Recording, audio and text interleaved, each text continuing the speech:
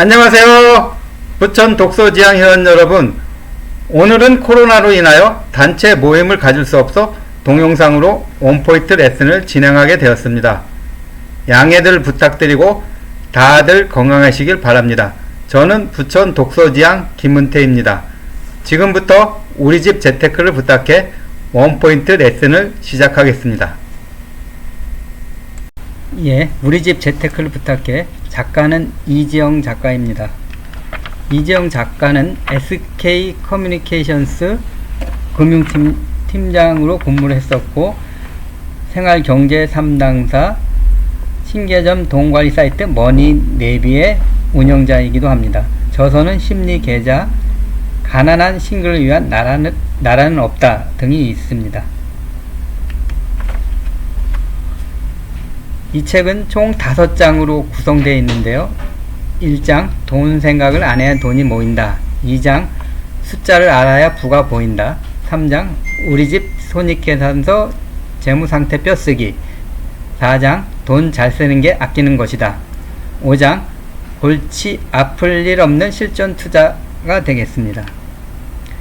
제1장 돈 생각을 안 해야 돈이 모인다에서는 절약 애쓸수록 실패한다고 하는데요. 절약 노력을 해도 소비 통제가 되지 않는다고 합니다.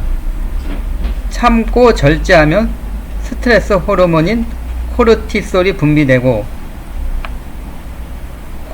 코르티솔 호르몬은 자제력을 약화시키고 충동 행동을 야기한다 합니다. 그래서 엉뚱한 곳에 소비를 폭발시킨다고 합니다.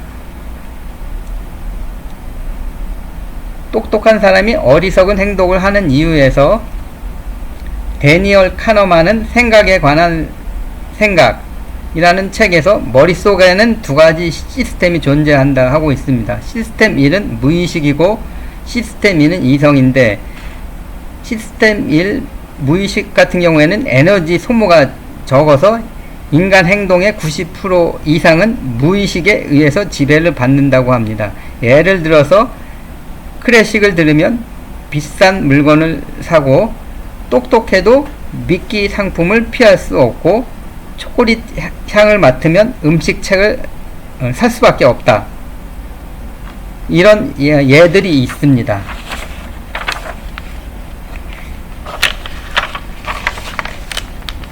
그리고 돈 생각할수록 돈이 달아나는 까닭에서 결핍의 심리학 터널 현상이 나오는데요.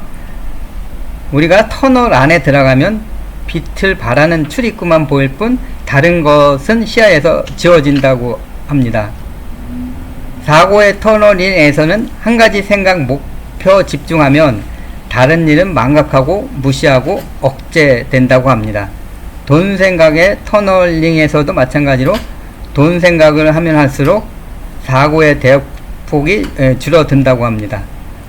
그래서 머릿속에 돈 생각이 줄어들수록 행복이 증진된다고 합니다. 행복이란 일상 속에서 편안한 느낌, 즉 만족감을 갖는 것이고, 소소한 즐거움의 기회가 많을수록 행복감은 높아진다고 합니다. 충분히 적은 돈으로도 가능하고요. 예를 들어서 카페에서 커피를 마신다든지, 도서관에서 책 읽기, 피크닉, 음악 감상 등을 하면 충분히 적은 돈으로도 행복감을 느낄 수 있다고 합니다. 서울대 교수인 최인철 교수의 군 라이프에서 행복은 철저하게 일상적이다 라고 하고 있습니다. 인간이 죽을 수밖에 없는 존재, 실존적 한계에 감안할 때 삶의 매 순간이 중요하다는 뜻이죠. 두 가지는 일맥상통하는 면이 있습니다.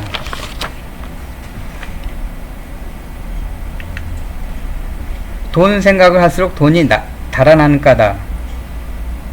행복이란 고통의 부재가 아니고 고통과 불만족 속에서도 그것을 극복하고 다시 제자리로 돌아오는 능력이라고 저자는 말하고 있습니다. 명상책 고행가의 읍바사나 명상에서도 보면 부처에게 최고의 행복이 무엇냐고 물어봤더니 부처는 인간이 흥망성쇠 속에서도 마음의 균형을 잃지 않는 것이 최고의 행복이라고 얘기했습니다. 즉 평정심을 갖는 것이 최고의 행복이라고 얘기하고 있습니다. 유명한 투자자 탈레브에서 행운에 속지 마라에서 나오는 말인데요. 투자의 세계에서 가장 중요한 요소는 운이라고 말하고 있습니다. 그리고 일본 최고 부자 사이토 히토리의 부자의 운이라는 책에서 보면 어떻게 부자가 되었냐고 물어봤더니 그는 그저 운이 좋았다고 얘기하고 있습니다. 부자의 공통점은 웃는 얼굴을 갖고 있고 대인관계에서는 조력자가 필요하다 하고 있습니다. 그리고 책을 가까이 하고 그 책의 조언에 따라하면 부자가 될 수 있다고 했습니다. 그리고 부자가 되려면 운을 키우라고 했습니다.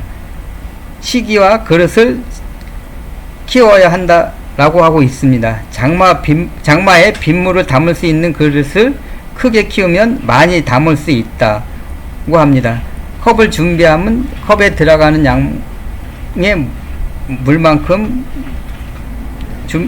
담을 수 있고 드럼통을 준비하면 그만큼의 물을 담을 수 있다는 것이죠.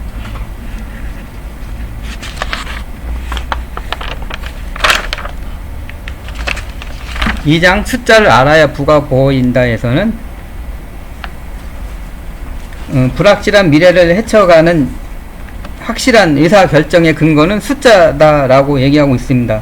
그리고 수입을 늘리는 가장 쉬운 방법은 지출을 줄여야 되는데 그 중에서도 고정 비용을 줄여야 효과가 있다고 합니다. 고정 비용의 주범은 보험이고요. 작가는 실손 보험은 가입을 하라고 하는데 가입을 하더라도 특약은 넣지 말고 입원비와 통원비를 돌려받을 수 있는 특약만 넣어 최대한 저렴하게 가입하라고 하고 있습니다. 그리고 우리나라의 실제 암치료비는 1년 평균 160만원이 들어가는데요. 이것은 국가의료보험이 제공하는 본인 부담금 상한제 덕분이라고 합니다. 2016년 보험료는 소득의 18%를 차지하고 있고 저축은 8.6%뿐이 차지하지 않고 있습니다. 이러한 과도한 보험 가입으로 재무상황 악화라는 심각한 손실을 보고 있는 것입니다. 다음 돈이 아니라 몸으로 배우기에서는 자녀 학원 보내기에 대해서 나오고 있는데 자녀를 학원에 보내면 일단 몸은 편하겠지만 경제적 부담이 커지고 이것은 진정한 교육 기회를 놓치고 있다 라고 얘기를 하고 있습니다. 가정 경제는 생각만큼 단순하지 않다고 하고 있습니다. 터널링에 빠지지 않으려면 기록의 힘이 필요하다 하고 있고요. 숫자는 거짓말을 안 한다. 다시 숫자의 중요성을 강조하고 있습니다. 3장 우리집 손익계산서 재무상태표 쓰기에서는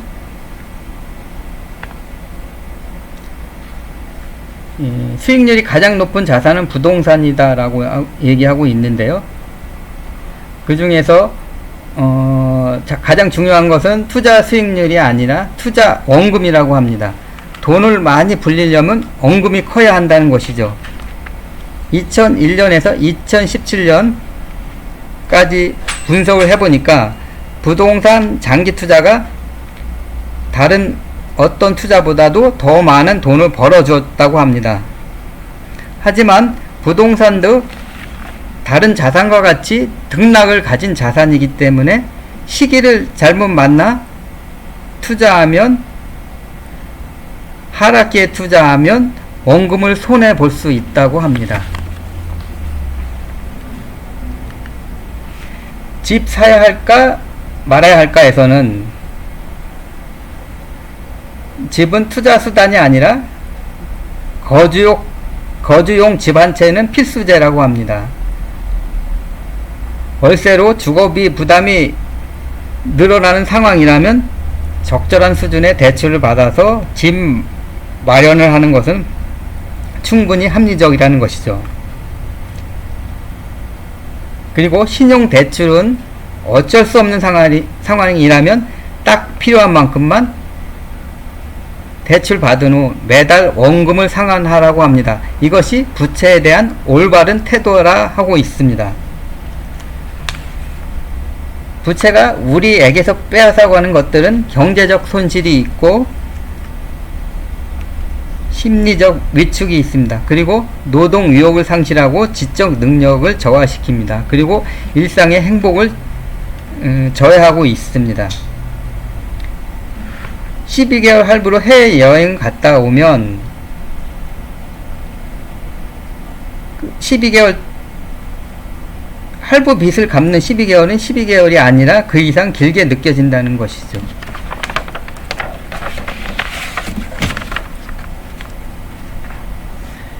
가정경제의 건강진단서 재무상태표에서 우리 집은 얼마나 부자일까? 2017년 12월 발표한 대한민국 평균 가정의 재무상태표에서 보면 가구당 보유자산은 3억 8천만원, 평균 부채는 7천만원이고요. 금융자산은 26%, 부동산은 74%에 달합니다. 부동산 비중이 매우 큽니다. 빚을 낼 때 꼭 따져봐야 하는 것들 중에서 어떻게 빌릴 것인가 보면 원금 균등 상환 방식으로 해서 빌리고 유동 비율은 100% 이상, 즉 1년 이내 현금화할 수 있는 자산이 유동 부채, 즉 1년 이내 갚을 빚보다는 커야 한다고 합니다. 그리고 부채 비율은 50% 이하, 월 상환액은 월 수입의 20% 이내, 부채의 수는 2개 이하를 유지할 것을 권하고 있습니다. 가장 돈 잘 쓰는 게 아끼는 것이다 해서는 기업은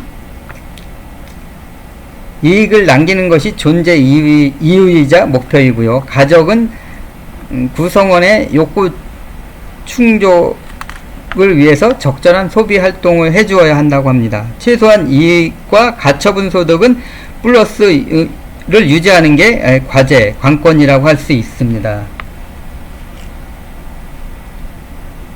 우리나라 주식 투자는 약 500만 명이 하고 있고요. 경제활동이 왕성한 20대에서 60대 성인의 30% 이상이 주식을 하고 있다고 합니다. 벤치마크는 코스피 상승률을 사용하는데 수익률이 코스피 상승률보다 낮으면 투자에 실패한 것으로 볼 수 있습니다. 지출을 줄일 때 지켜야 할 원칙으로는 수입의 10%는 무조건 저축을 하고 고정 지출을 줄이고 예산을 세우는 것을 권하고 있습니다.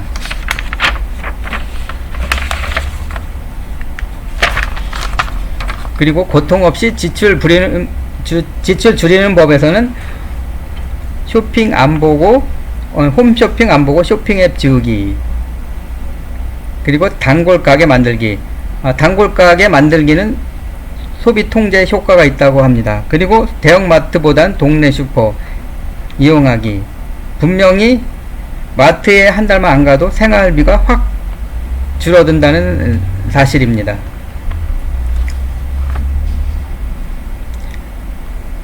적게 쓰고 크게 만족하는 법은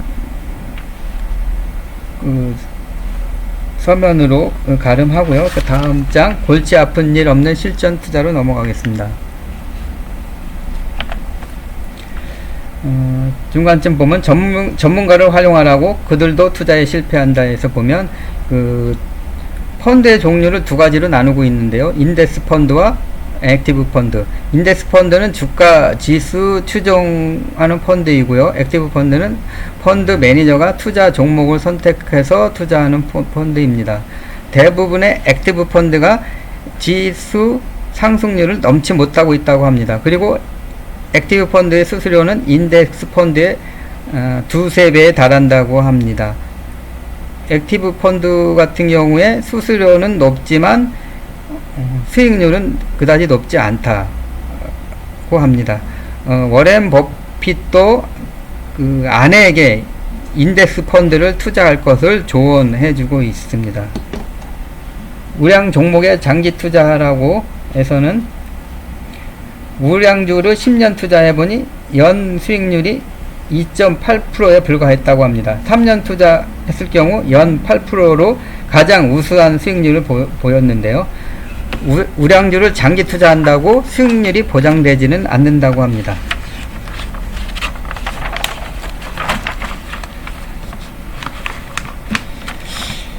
인덱스 펀드는 언제 투자하냐에 따라서 성패가 달려 있는데요. 2006년에 시작했으면 마이너스 6.21%의 손해를 받고 1년 늦게 했으면 6.18%의 이익을 봤다고 합니다. 그리고 2009년에 시작했으면 17%의 수익을 봤다고 합니다. 최고 수익과 최저 수익차가 23%에 달하고 있습니다. 그리고 오랫동안 투자했는데 성과가 저조하다 그러면 시작 시점이 잘못됐다고 볼 수 있습니다. 미래를 모르는 인간들은 언제 투자해야 할지 모른다. 이것이 투자의 한계라 하고 있습니다.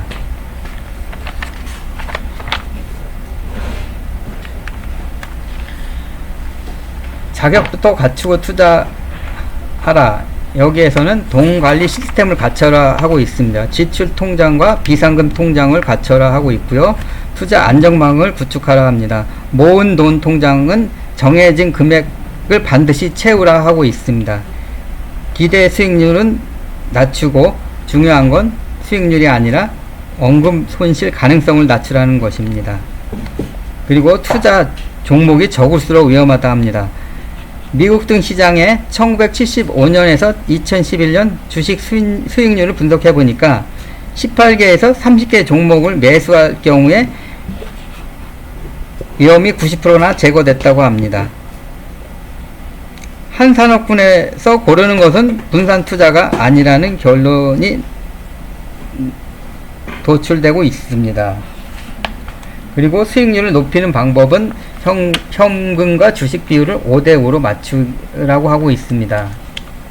그리고 주기적으로 리밸런싱 하는 것이 최선이라 하고 있는데요. 여기서 리밸런싱이라는 것은 주식이 올라가면 그것을 팔아서 현금화하고 주식이 내려갈 때까지 현금을 보유하고 있다가 주식이 내려갈 때 매수하는 방법이라고 볼 수 있습니다. 저평가된 우량주 알아내는 법을 보면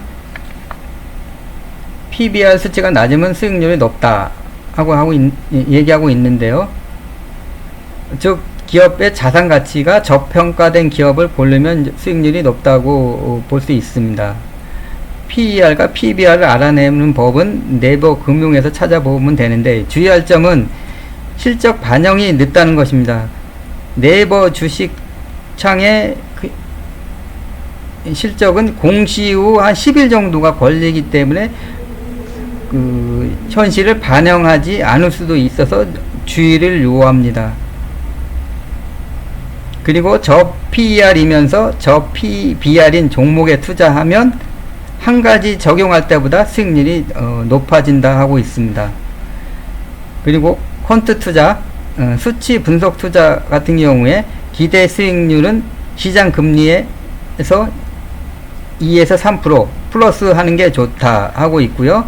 재무 지표는 확정된 숫자 이어서 어떤 종목을 사야 할지 언제 팔아야 할지 고민을 제거해주는 훌륭한 장점이 있다 합니다.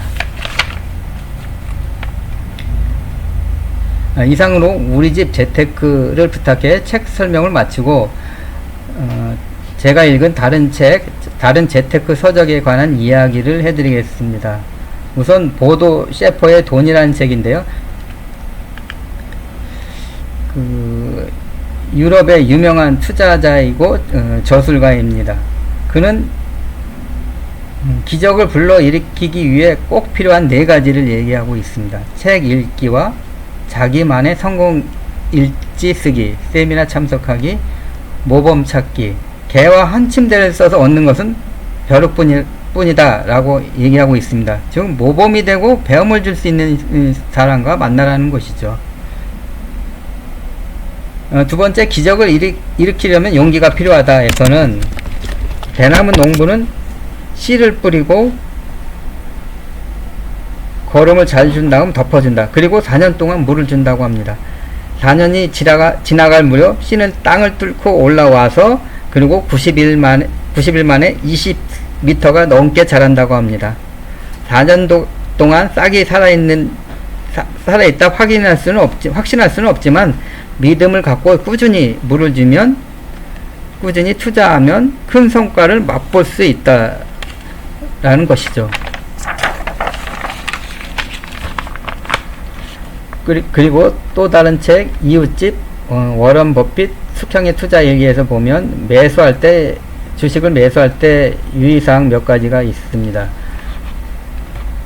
그 내용을 간단히 정리해 보면, 주식을 매수할 때는 3번에서 4번 분할 매수하라 하고 있고요. 분할 매도도 마찬가지입니다. 그리고 쉽게 종목 내외에서 분산 투자하고, 종목 발굴은 현재 사업이 부진해서 적자 미미한 수입을 가져다 주는 기업이지만 금융부채보다 현금이 더 많은, 즉 순부채가 마이너스인 기업은 선택해서 투자하라 하고 있습니다. 5년 보유 100% 수익보다 1년에 20%씩 차근차근 5년 동안 수익을 얻는 것이 더 쉽다 하고 있습니다. 그리고 투자자의 자세는 투자는 미래를 위한 여정이다. 그리고 많이 읽어라, 낙관적인 자세를 가져라 하고 있습니다. 투자 원칙은, 주식 투자의 3대 원칙은 가치 투자, 분산 투자, 장기 투자라고 할 수 있습니다. 저 PER, PBR인 종목에 투자하고 업종과 업체 그리고 시기에 분산 투자하라는 것이죠. 그리고 장기 투자는 오랜 기간 가져가라. 워렌 버핏의 평균 주식 보유 기간은 7년 이상이라고 합니다. 피터 린치, 월가의 전설적인 투자가인데요. 그는 출구에 군중이 몰릴 때 조용히 입구로 들어가고, 입구에 군중이 몰릴 때 출구로 걸어 나가면 그만이다 라고 얘기를 하고 있습니다. 남들을 따라하지 말고 군중 심리에 휩싸이지 않고 원칙에 따라 소신껏 투자하라는 얘기죠. 워렌 버핏은 이해할 수 있는 영역에서 독점적 지위를 갖고 있고 수익성이 좋고 중가 추세인 회사에 투자하라 하고 있습니다. 그리고 꾸준하게 적절히 높은 ROE가 유지되면서 복리 효과를 통해 미래 가치가 형성되는 성장성에 주목하고 있습니다.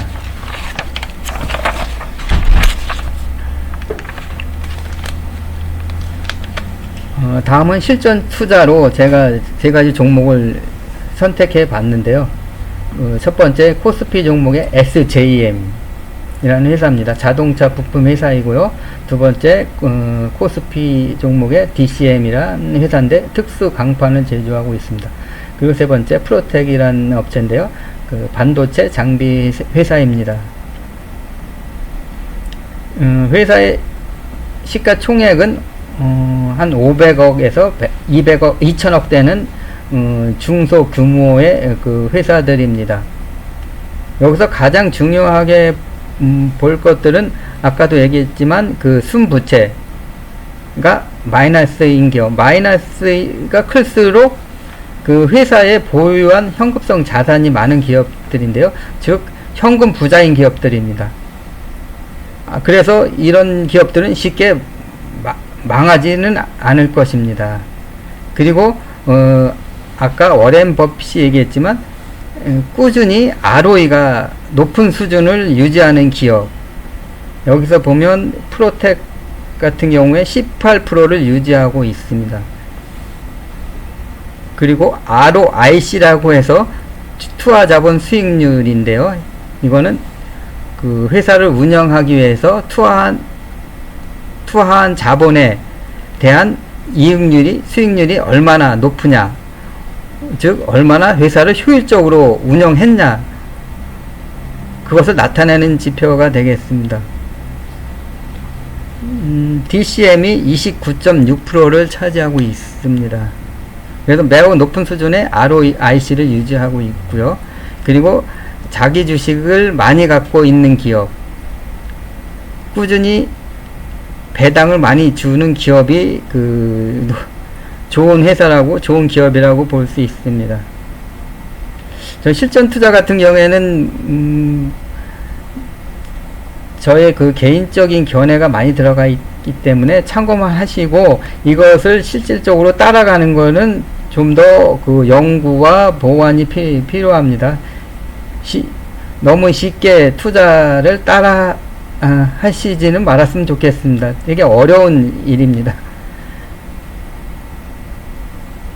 SJM 같은 경우에 저 PBR이면서 PER이 동종 평균보다 낮아서 되게 장점이 있어 보이고요. DCM은 저 PBR이면서 고 ROIC, 그리고 PER이 동종 평균보다 낮다.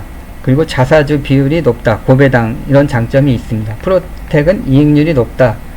그 중에서 영업이익률은 25.59%, 순이익은 20.8%, ROE는 18% 등입니다.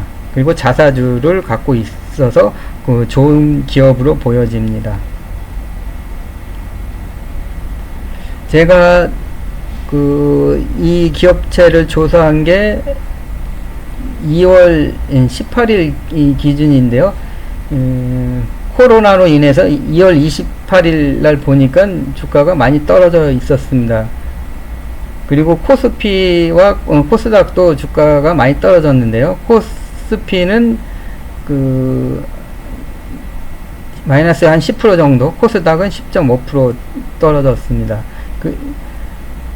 개별 종목을 살펴보니까 SJM은 같은 기간 동안 마이너스 11%가 떨어졌고요. DCM은 마이너스 7.23%가 떨어졌고, 프로텍은 마이너스 18.98%가 떨어졌는데요. 떨어진 시기에도 좋은 종목을 고를 수는 있을 것 같습니다. 덜 떨어진 종목이 제 생각에는 더 좋은 종목이 아닌가, 그런 생각을 해봤습니다.